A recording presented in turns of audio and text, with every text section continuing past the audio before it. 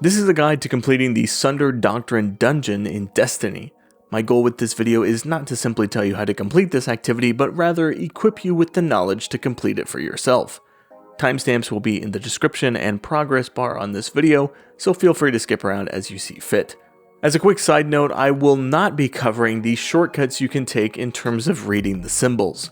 The Vow of the Disciple symbols are used in this dungeon and can be deciphered in such a way as to determine the symbols you must interact with without having to find a certain enemy which tells you the symbols to work with. This shortcut requires knowing the in-game name of each symbol as well as a light understanding of the Destiny story and, to a lesser degree, the lore. This shortcut would further complicate the explanation for this dungeon, and I suspect most players will stick to finding the symbols themselves, so this guide will not encompass that aspect. This will be a ground-up guide, and as such, I will try to keep things simple. Collect the quest from Ikora in the tower and launch the dungeon. You'll be located in a pyramid-style structure. There's not much to say about the opening path, so feel free to follow me on screen now, and we'll catch back up at the first encounter.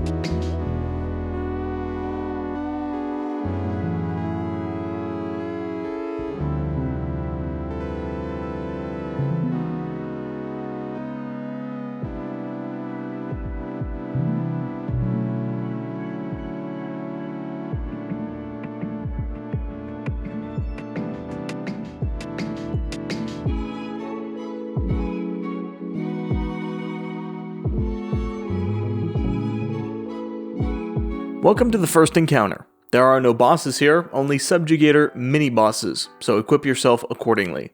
Arc is a great option, along with anything that will give you health and keep you alive. This dungeon uses the typical throne world symbols. If you are unfamiliar with them or need a refresher, there is a room displaying the icons alongside their names back behind the rally banner.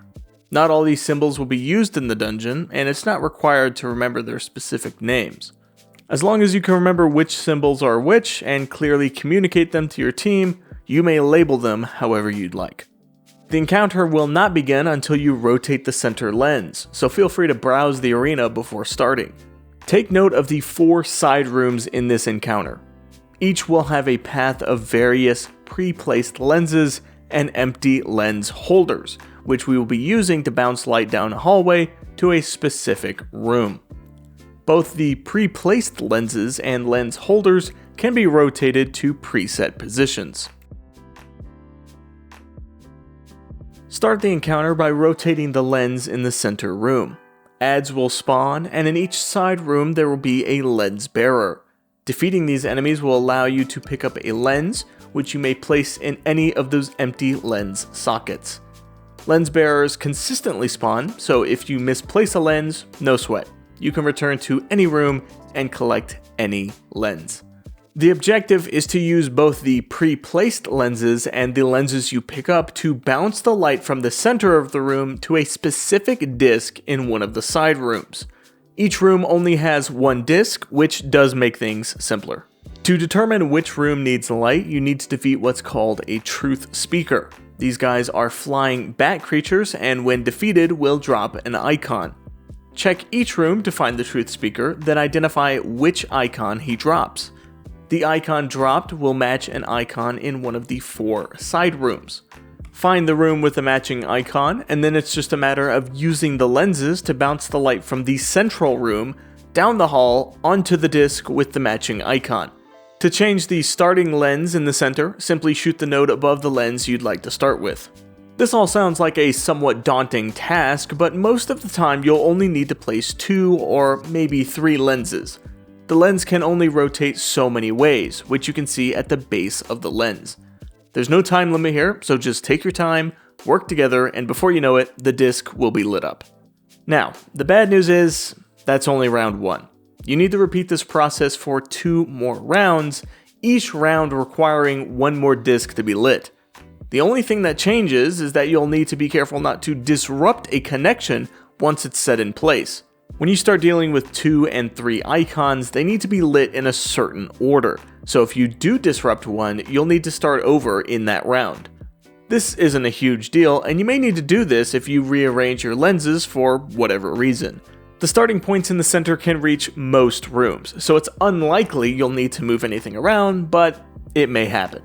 Again, just be patient, remember the order of the icons, and you'll be good. So, start the encounter and find the first Truth Seeker. Check the icon he drops, and collect some lenses. Identify the room with the disc that matches the icon you just received. Then use a lens from the center as a starting point to bounce light into that room and onto that disc. Then just do that 5 more times, trying not to break any connections you've made.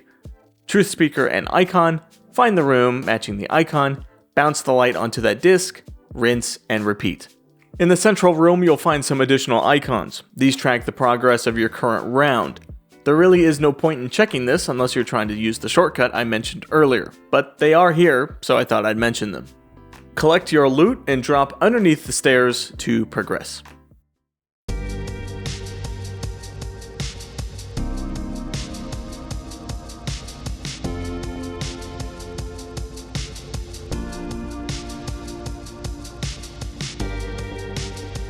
You'll eventually find yourself in a maze. There are 3 floating nuggets you need to shoot in order to open the extra chest here. It's not something I've mapped out, and quite frankly, I'm not entirely convinced it's worth the effort. If you do feel it's worth the effort, flop around to find the 3 nuggets, then in the central hall, the chest will be available. In that same central hall is the path forward.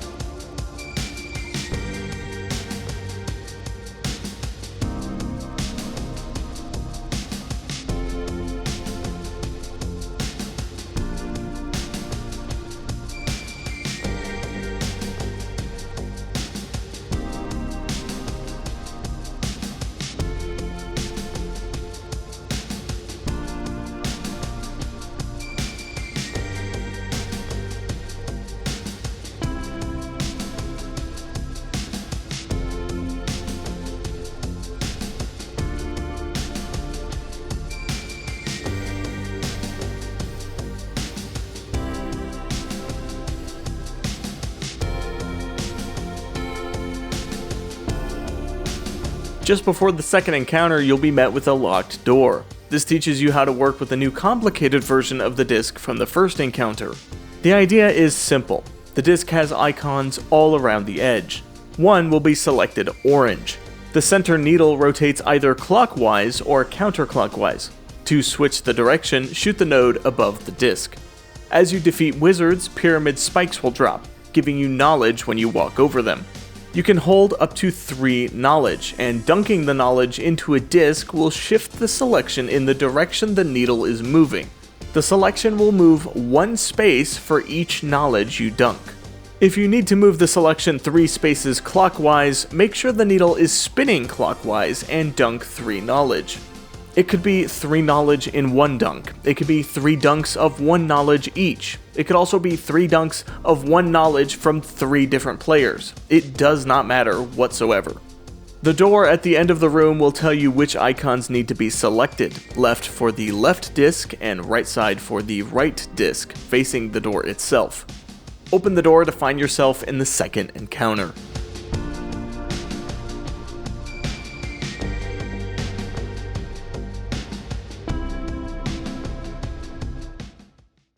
Welcome to the second encounter. Prep yourself for boss damage.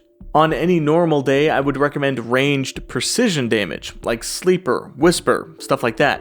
Unfortunately, at the time of making this video, there's a bug affecting the precision damage this boss takes, so currently I would recommend a damaging super and non-precision heavies. I myself found immense success with Grand Overture. This encounter will use the mechanics we just learned with the multi-icon discs. If you drop down, the encounter will start, so I recommend standing by the rally banner in order to get an idea of what you're doing.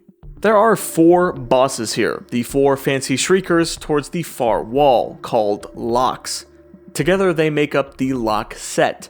During the encounter, these locks will open up and close one at a time, from left to right. As they do, the bar at the top of the screen will begin to fill.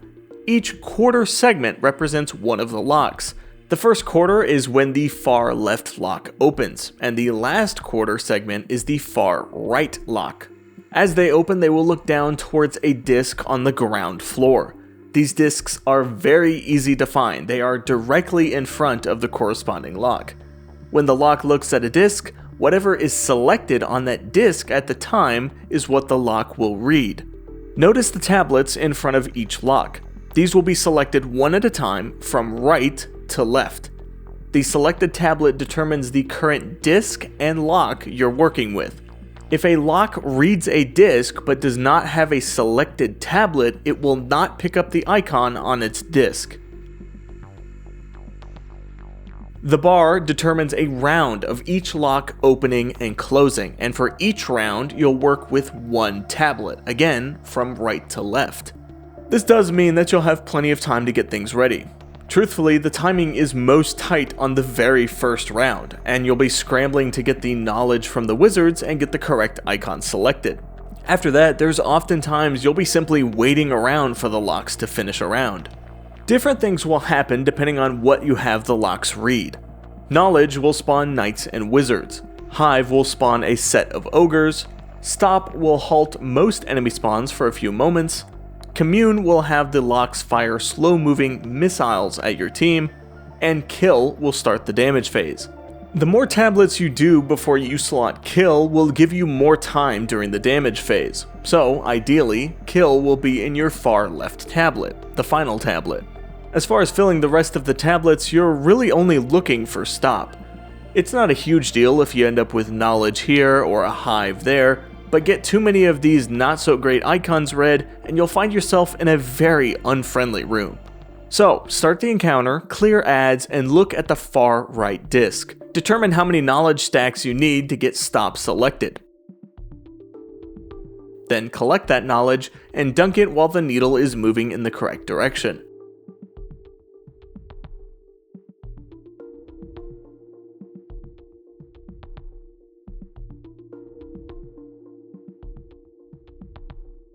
After you dunk one, move on to working on the next disc, then the next, one at a time until you have 3 stops and a kill. Then just damage any of the bosses. They all share the single health pool, so just shoot any of them that are open. Once they're closed, repeat the process working on the discs from right to left. In theory, you could put Kill on the far right disc to launch right into a damage phase, but that damage phase will be extremely short and will expedite the entire encounter, causing enemies to spawn quicker. My team and I found a lot of success with a consistent 3-stop, 1 kill. It's a pretty easy 2-phase and doesn't take too long to complete. Keep in mind, some of the discs you haven't moved in a while may select an adjacent icon after a round, so keep an eye on some of your other tablets and adjust them as needed during the encounter. This encounter has a lot of moving parts, but I assure you it is far easier than it sounds. Especially once you get a stop or 2 in. You'll notice the room clears and you'll be sitting around just waiting for the next round. Once you do it a time or 2, you'll be golden. Just keep in mind that a quote-unquote perfect run isn't something that you can rely on. Weird things will happen in this encounter, and you'll run across the occasional ogre or tough enemy wave no matter how under control things seem. Be patient, watch each other's backs, and this encounter will be over in no time. After you defeat the boss, you need to take an eyeball from one of the locks and get it over by the chest. Yes, I know, it sounds like I'm messing with you, but you really do need to shoot one of these rocks up the stairs and across the mini bridge to open the way to the next encounter.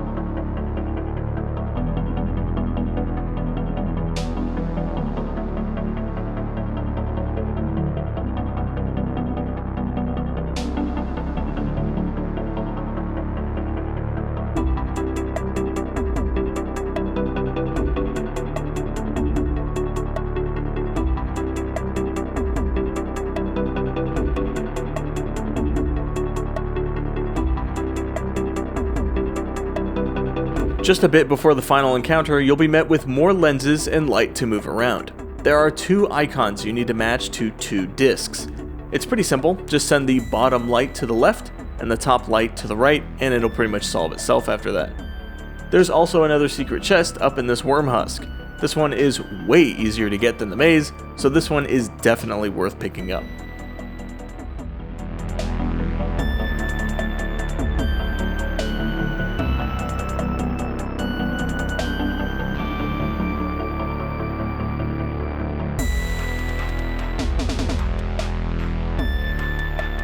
After you open the door with the light beams, you'll find yourself at what seems to be a dead end. It's not though, simply shoot this door here and it will open.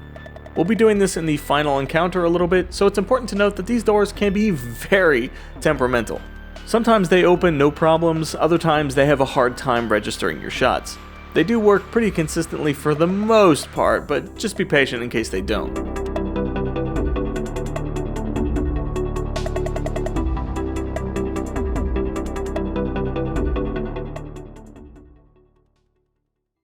The third and final encounter of this dungeon. Prep for boss damage. Close range, but not sword range. The boss has a suspension ground pound that will get very annoying. Lord of Wolves worked great here for me and my team. This is probably the most confusing encounter, but it's also by far the simplest once you do understand it. Again, I will not be showcasing the shortcut, we're doing this the simple and guaranteed way. Look towards the left and right side of the room to find doors you need to shoot. These will lead you into 2 side rooms, which are important for this encounter. There is only one multi-icon disc in this encounter, and it's just behind the boss at the start. In your head, split this disc vertically right down the middle. Instead of having 6 icons, you now have 3 and 3. You need 3 of these to be lit up and the other 3 to be turned off. To know which set needs what, you'll need to go into the side rooms. You're looking for another truth speaker, the flying guy. Once he's defeated, just like last time, he'll drop an icon. This is one of the icons on the big disc in the center, a true one. The objective then is to light up the false set of icons. Since our truth speaker gave us a piece of true statement, we need that side to be off, and the other side to be on. All the icons are spread out across the side rooms and the center main hall. Finding them isn't the hardest thing, though the lenses activating them are held in place by strand cables. To remove these cables, you'll need to shoot the darkness nuggets while you have a special buff. This buff is called Unwritten Empowerment and is given to you for a few seconds when you take down an attendant, basically the little skinny guys. They spawn in each room, though in the side rooms they won't show up until you take down the Harbingers, basically the tall skinny guys. Once you have that buff, be careful when you shoot the nuggets. Threadlings will spawn from the nuggets and they hurt. After you turn on and off the icons you need, it's just a matter of activating the podium in front of the center disc. The room will ignite, so stay in the shade or in a small room underneath the disc. This fire in the room will take down the boss's shield, making him susceptible to damage. Then just lay into him. The room will ignite again after some time, so just hide again, then rinse and repeat. This sounds like a lot, but it's ultimately not. Get the truth speaker's icon, then identify which side needs to be lit and which unlit.